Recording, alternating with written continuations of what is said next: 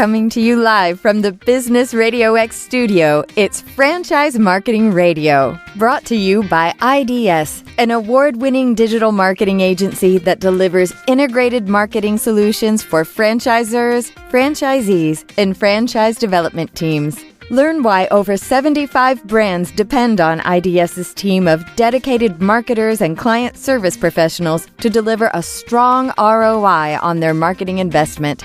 Go to idsfranchisemarketing.com for a complimentary digital audit and consultation. Hey, everybody. Welcome back to Franchise Marketing Radio. I'm your host, Rob Ganley. And today I have with me Ray Fabik.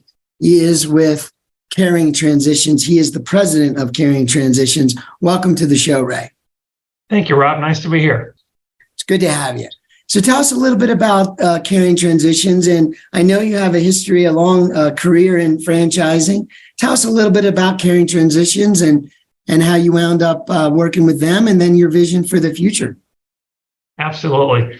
So first and foremost, Caring Transitions. So we provide older adults and their families with what we say the most trusted and respected downsizing, right-sizing, and estate sales and online auctions. So let me say that a little bit differently. That's more of our spiel. Here's what we do. But what we really do is help families transition. So if you're moving mom or dad to senior living or moving them to another place other than where they've lived for 50 years, we're really there to help them through that transition. And in our name, I love our name because it truly says it all. It is about a caring transition. There's a lot of stress that goes with moving mom and dad, or if mom and dad have passed away. And we really provide that service that people don't realize is so much stress. It's that piece where, what do I do with all the stuff? And how do I handle all the memories that mom and dad have? Certainly a moving company can move a table.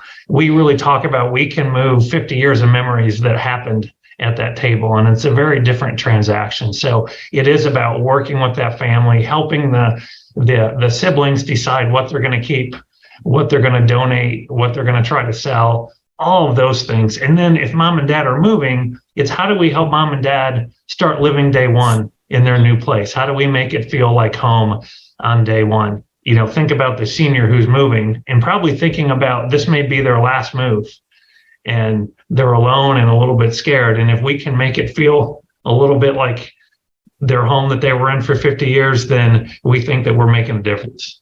Yeah. No, I as you're sharing all that, I'm thinking when my father was 75, they had to move, and it was, he had a beautiful home, and he's a very handy guy, so he did a lot to the home on top of it being a beautiful home, and of course they had a lot of beautiful things, but I remember how stressful that was, and they didn't have a Caring Transitions. I wish they would have.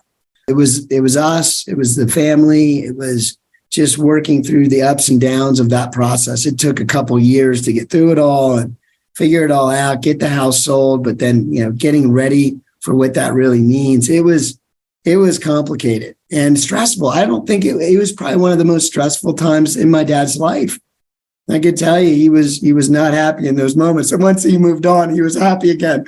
But right. I could tell you, you know what I mean? So it truly is a tough time. And it must be a good time when not only are you figuring out what can we do with all these material things that we've amassed, and many times you don't need anymore, but also I'm wondering, it must come into a time where you start thinking about the future. Like, do you have everything you need in place financially, right? Do you have your financial house in order? Is there a trust? Is there some other types of vehicles that should be looked at? And I think that's a little bit about, at least you bring partners or yourself to bear where you can help with those types of concerns. So it's the living side of things, but it's also wondering what's going to happen in the coming years, because obviously if you're at this stage, you're probably later in life. So how does that play in when that happens? Yeah, our owners are well versed in knowing who to go to. So if financial items come up, we certainly have partners. If the real estate side of this, of selling the house comes up, then we certainly walk them through that. We like to be that centerpiece that can help you through all those pieces. And it's very emotional. As you said with your dad, it's people don't usually call us when things are going great. They usually call us, when a triggered event has happened. It's usually, they've come back from the holidays and they've seen that mom and dad are having trouble, or there's been a fall, or there's been something like that that has determined they can't stay in the house anymore. So it is working with a family that's on a bit of a heightened alert on how can we help them to that next process. And, it is an emotional piece. I even find myself thinking about now when I buy stuff like, oh, how long am I going to have this? I may only be around 20 more years. Do I really want to invest in that? And it's an interesting thought process to start thinking about how much stuff do I really need? And if I someday move into an 800 square foot, apartment, that's very different, than where I am now. So it is certainly an emotional process for everybody. It's a simpler life, that's for sure. If you think of it that way, simplifying and downsizing is something we all start to think about as we get older. Absolutely. And Rob, the average house has about 300,000 items in it. From the data that we have received. So when you just think of that one closet you have that has a lot of stuff in it, and then multiply that by every room, the basement, the attic, the garage, and all those pieces, it's pretty enormous. So when you said a year or two, that's no joke. It can take a long time, and certainly Caring Transitions can come in and get most of that done within a couple of weeks. Yeah, no doubt, and that would have saved a lot of heartache in our case. So the brand Caring Transitions, obviously some thought went into that originally, right? The branding. And when I talk to gentlemen in your position, leading companies in the senior care space, I often hear the similar things, right? Different might be coming from different angles, but it seems like awareness is still very much a big issue. Waiting, in other words, probably not a good idea to wait until a triggered event, right? I know that I recently had an experience where a friend of mine, I was visiting some family and things, and they had a couple neighbors in 1 week have issues with falls, right? Older seniors that had issues with falling down. And, it just, you don't want to wait until that, then you're in an urgent situation. But how do you deal with that? How do you deal with awareness from a marketing standpoint, from a branding standpoint? And as you look forward, I know, certainly I've heard as well that, as we keep talking about the baby boomer generation, well, they keep aging, right? And I know as they move further, as they get older and older, that becomes even, the demand increases, I would think, right? Even more so, exponentially so. So tell me a little bit about this awareness issue and how you guys are tackling it from a marketing and branding standpoint. Absolutely. Great question. One thing that gives me a lot of faith in our brand is anytime that we mention Caring Transitions to someone, we get two responses. The first response is always, I didn't know about this. And the second one is, I wish I would have known about this when I was going through this with my parents. I have yet to run across a single person who says, well, that doesn't sound like a viable idea or a business. And that gives us a lot of hope. And we have been around 17 years. But certainly, our industry, I think, is parallel to what in-home senior care was about 10 years ago, where if you think back to 10 or 15 years ago, the average person didn't know that in-home senior care was an option. It really was a matter of, how do we get people to understand that this is an option? It wasn't as much about pick us versus this other company. It was more about just use our service. And we're in that same spot in this industry, in the downsizing relocation industry. There's certainly competition, but it is more about the awareness of the category than it is, hey, choose us versus this other transitions organization. So for us, it's about growing our footprint. Certainly bringing in great franchise owners is a great start, who come in and really work within their community to be known. They work with what we call referral partners. So you find that real estate agent, especially over the last few years, the only thing preventing a real estate agent from selling a house was if it was full of stuff. So we certainly became their best friend. Because they knew that we could speed that process up. As you mentioned, from a year or two, we can knock that out in a couple of weeks. So real estate agents and our owners partnering was certainly a way to get our brand name out there. Senior living as well has been a way that we work with those folks who are moving in seniors. Again, they want to speed the process up. So Caring Transitions is in that spot where we're in the middle and we control the house. So it's any partner who wants the house process to go faster. So the family wants it to go faster so they can possibly, stop paying taxes, get the inheritance, sell the house. The real estate agent wants to go faster so they can sell the house. Senior living wants to move someone in, so they want us to sell the house. So it really has been a matter of, how do we tackle that on a local level from a marketing standpoint, which is work with your partners, work with the Chamber of Commerce, do great work, and word will spread.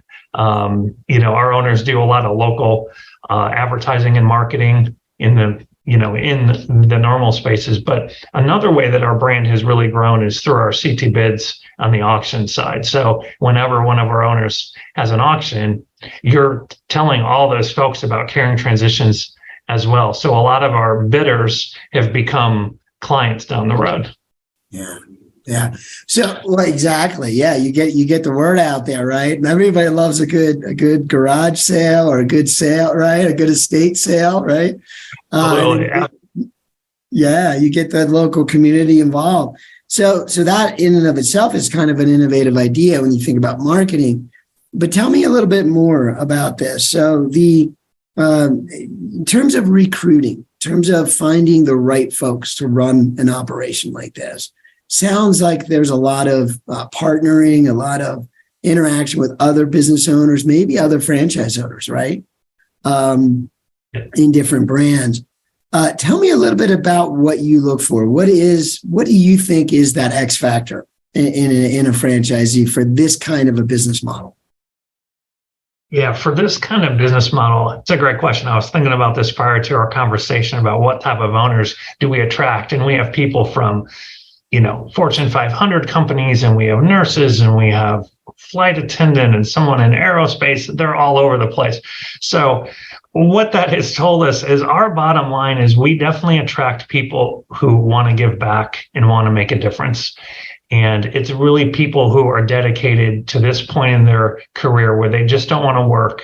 They just don't want, and this is not a knock on any other organization or a franchise, but they really want something where they can see the direct link that they are helping families, they are helping seniors. They want to leave, a legacy behind them that is different than, hey, I worked for a big corporation for 30 years. So that is the common thread of our owners. So it's finding those folks, and we get some folks who just don't have it. I think everyone likes seniors per se, but our owners are really driven. They're driven to give back. They're driven to make a difference. They're driven to really work with those families and make sure that the transition is a caring one. And that's so dominant. Sometimes we have to work with our owners to pay attention to the business side more, and say, hey, we need to keep you in business for a long time so you can continue to give back and take care of the seniors. So it's certainly a balance, but that is probably the one common factor among all of our franchisees is that desire to give back. Yeah. And that balance you're talking about, I'm familiar with. I've found myself often sharing that idea that in business, period, like just being in a good business, you have to be willing to see the economic side of it to continue to do the good work that you do. And if you want to do more of the good work that you do, you have to be good at the business side of it, right? So it's good to pay attention to both. But you're right. I mean, it takes a heart. And in this situation, people are you're truly providing a service that is helping, right? People don't know always what to do, don't have a feeling that they're doing the best thing possible like they would when they're working with you. So it's having that feeling. And when your reviews or your testimonials are always like hugs and happiness, and it's a little different, right? In the Absolutely. Yeah. We tell our owners in training that you'll get a check and a hug at the end of the process. So if you're good with both of those, you're going to be in a good spot. Yeah, there you go. That's right. That's the difference, I think, with this industry. So tell me a little bit about, you talked about Caring Transitions. and you call it CT, I think CT auctions. CT bids, yep. CT bids, yeah. Tell me a little bit about the technology behind that. I think there's probably some online and digital aspects of that, or just tell me a little bit of how that works and how you guys put that together. Yeah, absolutely. So I did not anticipate running a technology company first and foremost. So it kind of started by accident. It was really a method to help owners get rid of that couch that was at a estate sale that wouldn't sell. If we could, instead of throwing this couch away and hiring someone, paying them $75 to haul it away, what if we tried to sell it online? What if we sold it, even if we sold it for $1, it would, we would be better off.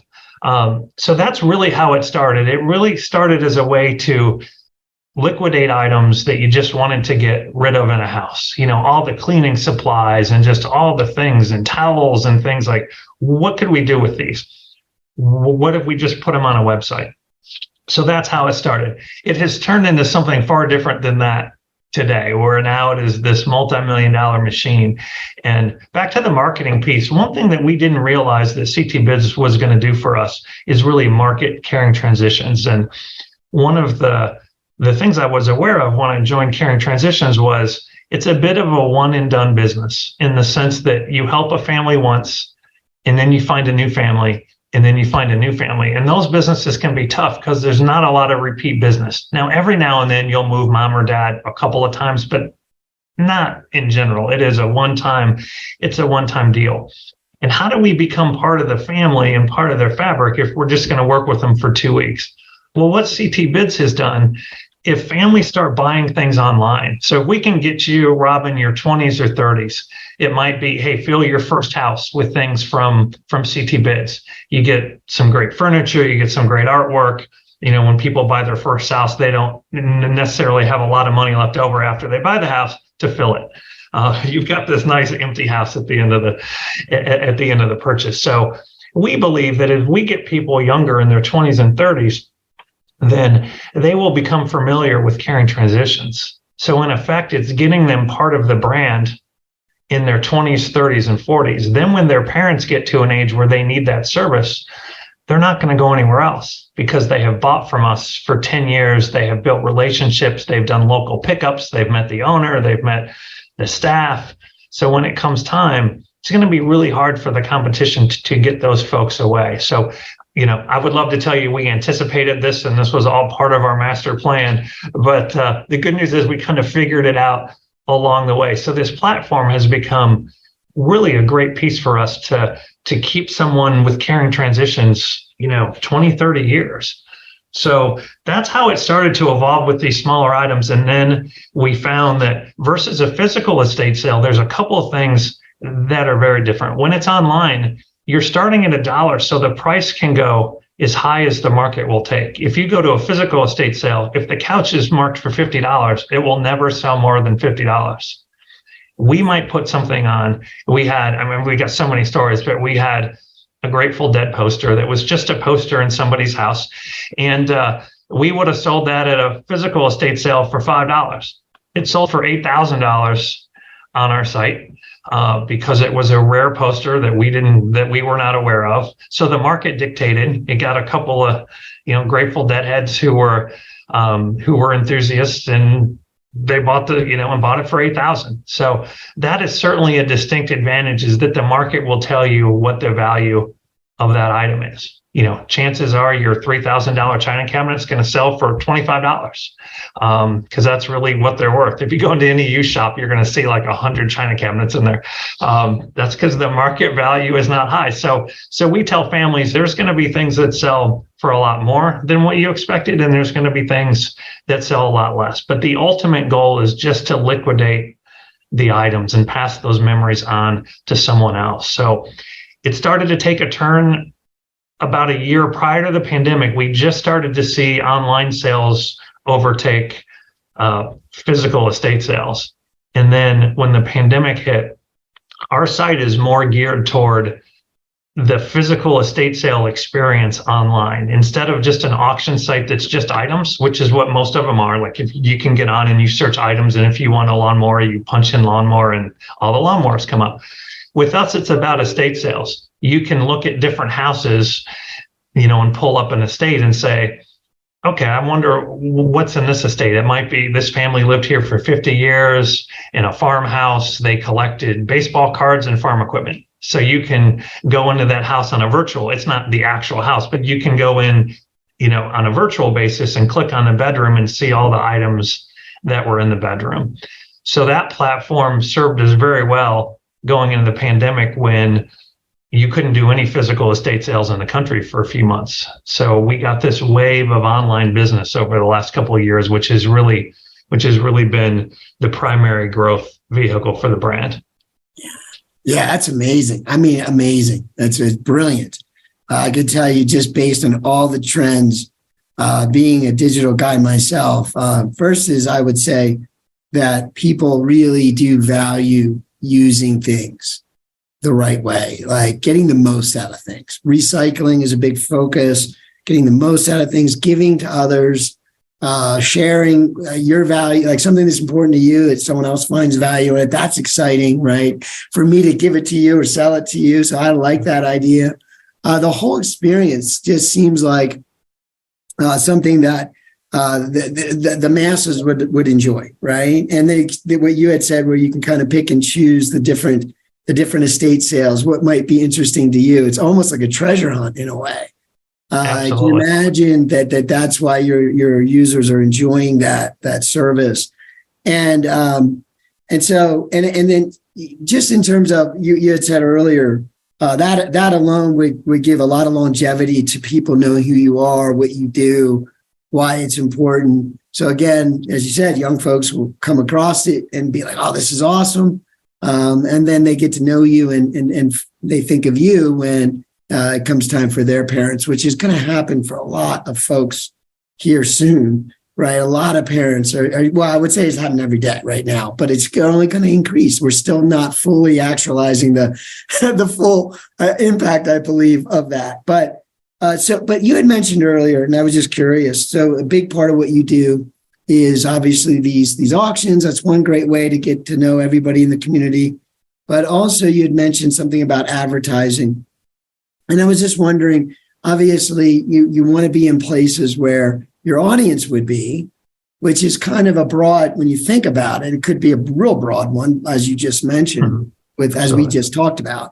But tell me a little bit about that. Is there some other things that you have found really work well just as a staple for every market that you're in? Anything that you'd want to share as a revelation in terms of either digital marketing or offline, old school marketing, anything working really well?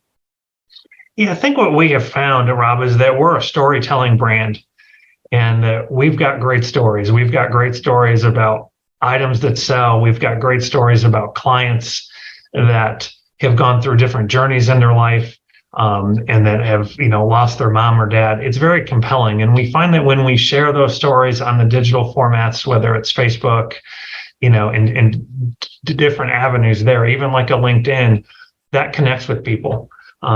We have found, even things like we've got a CT Bids enthusiast group on Facebook, and we just started out with a few people, and now it's got thousands of people in it because people like to tell stories about what they bought and what their bargain was, so we find that when we share those stories and when we share stories about our owners and how they have found caring transitions, that makes a big difference. So that has been a key for us. We keep telling those stories in different avenues and different places, and that seems to have really made an impact. So that combined with, our national marketing and working with a marketing company who really directly targets adult children and seniors. So all those avenues together have made a big difference, but that common thread is the storytelling for sure. Yeah. No, I mean, again, another huge trend in marketing, really. It's about being authentic, right? Being transparent and just talking about how we're helping folks, right? Even on the way to helping folks, like the whole process of the way you help folks is kind of interesting, right? Like you said, the idea of passing on those treasures, right? That we all, it's what isn't it, like the Grateful Dead poster? I was laughing about that, but you're right. I mean, for a Grateful Dead enthusiast, something rare like that, like, oh, absolutely. And then let the market determine it, right? With the bidding technology, that you're using, it gives everybody the opportunity to kind of get what they believe it's worth, right? And I think that's an amazing idea. And then tell stories about it. So have you noticed a correlation? Obviously you're at 280, I think you had mentioned earlier, owners.